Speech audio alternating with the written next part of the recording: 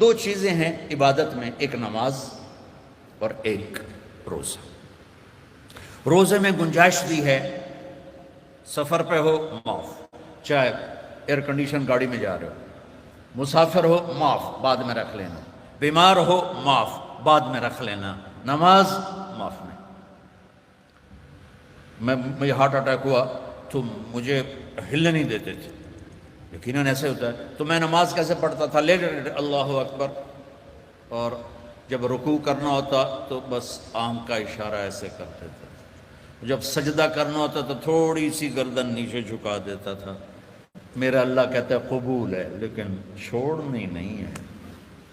چھوڑنے کی اجازت دیتا تو میدان کربلا میں میرے اپنے نبی کے نواسے کو دیتا۔ اس نے سجدے میں سر کٹا کے بتایا کہ لمز تو بڑی چھوٹی جی شے ہے، یہاں زیر خنجر بھی یہ پیغام سنایا ہم کلمہ گو ہیں، ہم نے سجدہ نہیں چھوڑنا ہے۔ میرے نبی جب پیدا ہوئے تو دائی نے آپ کو لیا، اور چند چیزیں عجیب و غریب ہوئیں آپ کی پیدائش۔ آپ کی پیدائش ایسے صاف ستھرے پاک پیدا ہوئے کہ جسم پر گندگی کا نشان نہیں، اور خوشبو پھیل گئی کمرے میں۔ دوسری نشانی کیا ہوئی کہ ختنہ بچوں کا ہوتا ہے پیدا ہونے کے بعد، آپ ماں کے پیٹ سے ختنے کے ساتھ پیدا ہوئی۔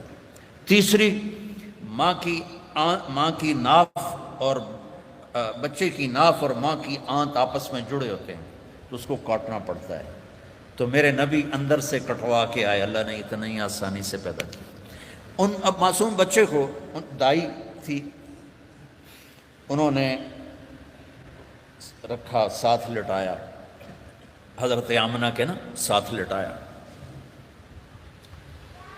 اب اس معصوم بچے میں کوئی حرکت نہیں، لیکن مجھے دیکھنا، آپ لیٹے نا، آپ جب ایک دم آپ نے ایسے کروٹ بدلی اور سجدے میں سر رکھا اور گھٹنے اٹھا دیے، جیسے فزیکلی ہم بڑے سجدہ کرتے ہیں ایسے آپ سجدے میں چلے گئے اور لمبا سجدہ کیا۔ وہ ماں اور دائی تھر تھر کانپنے لگی کہ یہ کیا کر رہا ہے۔ پھر اس کے بعد آپ نے دونوں ہاتھوں کے اوپر پریشر کر دے کے سینے کو اوپر اٹھایا، پھر اس ہاتھ پہ پریشر دے کے اس ہاتھ کو اوپر اٹھا کر ایسے شہادت کی انگلی اوپر اٹھائی تو سارے کمرے میں نور ہی نور پھیل گیا۔ تو میرے نبی نے اعلان کیا سجدہ لے کے آ رہا ہوں۔ میرے نبی کے نواسے نے سر کٹا کے بتایا کہ سر تو کٹ سکتا ہے، سجدہ نہیں چھوٹ سکتا۔ یہ سختی سے نہیں، اندر سے پڑھی جاتی۔ میں جب تھا سنٹ ماڈل اسکول تو ہمارے ایک ہاسٹل کے وارڈن آ گئے، طالب حسین رحمۃ اللہ علیہ، تو وہ نمازی تھے، باقی جو وارڈن آئے وہ نمازی نہیں تھے۔ 3 وارڈن میری زندگی میں آئے وہاں 5 سال میں، تو وہ طالب حسین صاحب بیچ میں تھے، وہ نمازی تھے، تو انہوں نے سارے بچوں پہ نماز لازمی کر دی، تو حاضری ہوتی تھی۔ رمضان شریف کا مہینہ، رمضان شریف اور عشاء کی نماز، اور میں سب سے آخر میں تھا، اور میرا روم میٹ آیا، مر گیا اللہ اس کی بخشش کرے، اس کی میری 4 پائی ساتھ ساتھ تھی، تو میرے قریب، اس کا نام تھا جاوید، تو میرے قریب آ کے کھڑا ہوا اور عشاء کی نماز کی نیت کرنے لگا۔ ہمارے وارڈن کا نام تھا طالب حسین، تو اس نے زور سے کہا 4 رکعت نماز فرض عشاء واسطے طالب حسین دے، اللہ اکبر۔ اچھا، اب میں بھی واسطے طالب حسین ہی پڑھ رہا تھا، میں اللہ کے لیے تو نہیں پڑھ رہا تھا، تو میں نماز میں ہی اس کو کہتا ہوں وہ ایک ہی کیتا ہی وہ میں نے آدھا میں طالب حسین دی پڑھدا پیا، کیڑا اللہ دی پڑھدا پیا، اللہ۔ تو ماں باپ شدت کریں یا ٹیچر شدت کرے، اس سے نہیں ہوگا، یا گورنمنٹ کہہ دے نماز فرض سارے پڑھو، لوگ بے وضو پڑھیں گے۔ یہ اندر کی نماز ہے، جیسے حسین نے پڑھ کے دکھا، ٹکڑے ٹکڑے ہو کے پڑھ کے دکھا۔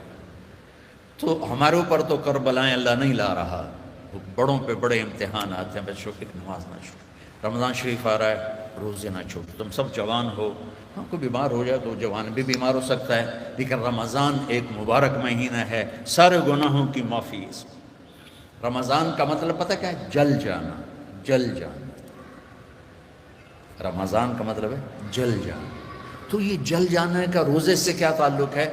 روزے سے اس کا تعلق یہ ہے کہ پورے سال کے گناہ اس مہینے میں اللہ ایک ایک دن کر کے جلاتا ہے اور آخری روزے پاک کر کے صاف کر کے کھڑا کر دیتا ہے۔ تو نماز پڑھو، روزہ رکھو، تراویح پڑھو اگر اپنی جگہ پر ہو، 8 پڑھ لو، 20 پڑھ لو، لیکن تراویح کا سجدہ ضرور دو کہ تراویح کے ہر سجدے پر 1500 نیکی لکھی جاتی ہے۔